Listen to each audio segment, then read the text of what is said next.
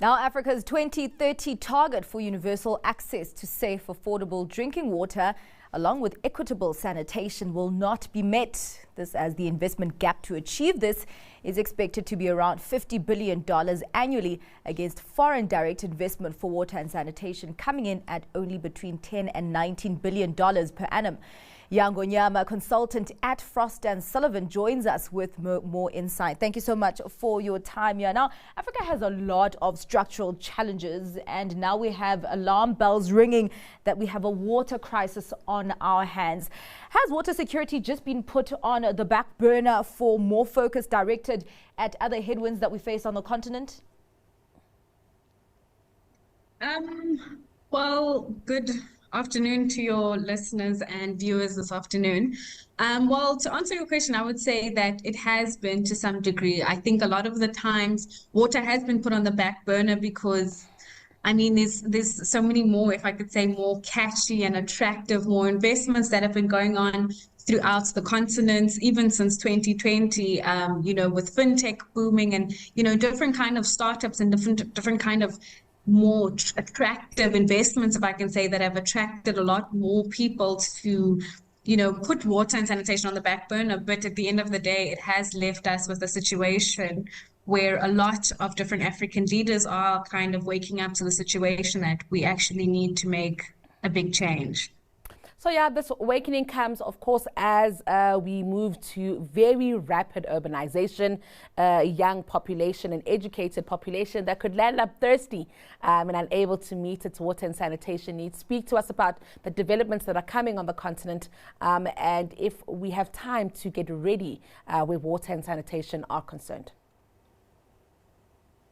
Well, I think, it all depends on the intention of a lot of our governments and the willingness to, of course, put different incentive plans, amend regulatory plans, as well as the fact of being able to make certain, advertise our projects in such a way that it is attractive for specifically private sector.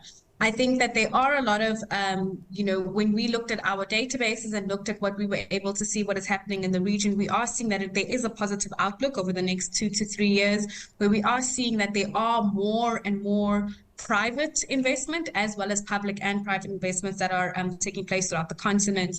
We've been seeing that different countries are also coming on board. And I think a lot of the times it has stemmed from the fact that the COVID-19 pandemic highlighted the fact that a lot of our issues with water and sanitation needs to be addressed and needs to be addressed quite quickly. And so off the back of that, we are seeing that, different countries are coming to the fold. I know that from the COP27, the UN talks that was happening, a lot of countries have already also come on board to kind of, put their foot forward to say that we are looking to put in different investments to facilitate different projects throughout the continent to ensure that we are actually fast tracking the progress. In terms of being able to meet the 2030 goals, like I said, I do think that it does depend on the willingness and the intent of the region as a whole. And that also goes back to governments being able to sit down and put down certain, like I mentioned, policies and incentive programs, as well as the fact of being able to prioritize this whole industry as a whole, because at the end of the day, it is linked with everything from start to finish. I mean, food security is the next thing that we need to be questioning if our water is not put in place. And with climate change, it is something that we need to address quite rapidly. And I was actually about to ask, as you're talking about those linkages, how much does climate change actually play into this crisis and emergency? Well, climate change plays quite a significant factor. I mean, throughout the region, there are different areas on the continent where certain climatic factors are dampening water resources quite significantly. We are also seeing the case in South Africa.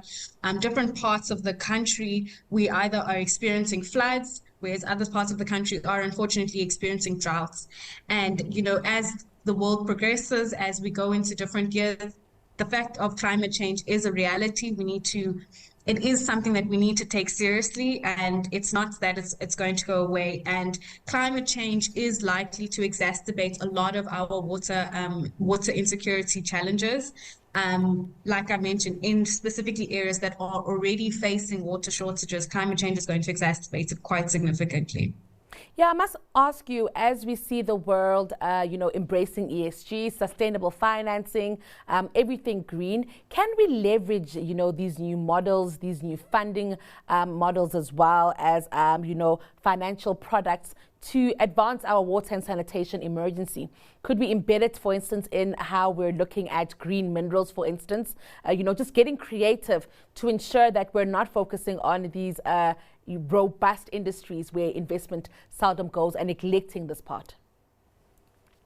Yeah, I think I definitely would have to agree with you, because I think that as we progress and we are looking to, improve our water and sanitation, we can't do it the same way that we did. I think a lot of the times, which is another driver that we did notice where governments can come into play to make the industry more attractive for private sector, is actually looking at these impact investments, looking at how we're able to change our infrastructure in such a way that it is actually climate resilient, it is actually able to conform to these ESG standards. It's not necessarily hindering any of our resources in any way, but rather promoting and driving clean mining or green kind of manufacturing processes.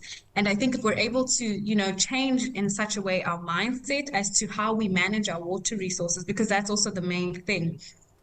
We need to obviously get to a point in where how we manage our water resources, and we're doing it responsibly. We find ways to recycle if we're able to. We're finding ways to effectively treat our water that isn't also now going to hamper downstream agricultural processes. It's able to more, if I could say, enrich rather than take away. And that speaks to changing our mindset of how we are managing our water resources essentially. Yeah, all right. Well, thank you very much for your time and shedding light for us on that water crisis that we are facing and what could be done to get our goals in order. Thank you so much, Yaa. That was Yaa Ngonyama, consultant at Frost & Sullivan.